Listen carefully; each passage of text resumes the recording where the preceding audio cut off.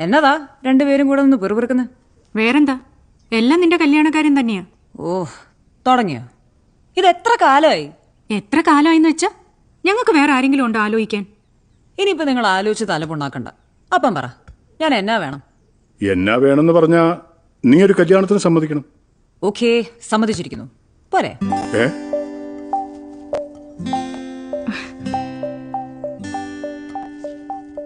എന്ന് വെച്ചാ ഞാൻ കല്യാണത്തിന് റെഡിയാണെന്ന്. ഇനി പറ, ഞാൻ ഏത് കോന്തനെയാണ് കെട്ടേണ്ടത്?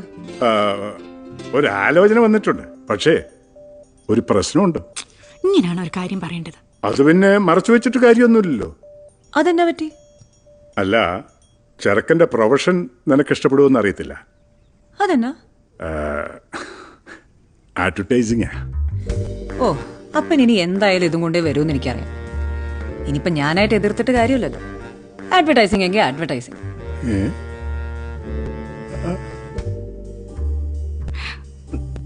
അല്ല, നീയല്ലേ പറഞ്ഞത് പരസ്യക്കാർക്ക് രഹസ്യം സൂക്ഷിക്കാൻ അറിയത്തില്ല എന്ന്? അത് പിന്നെ അന്ന് അപ്പം പറഞ്ഞത് ശരിയാ.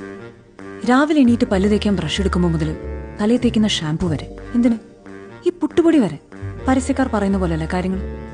അപ്പൊ അപ്പം പറഞ്ഞത് ശരിയാന്ന്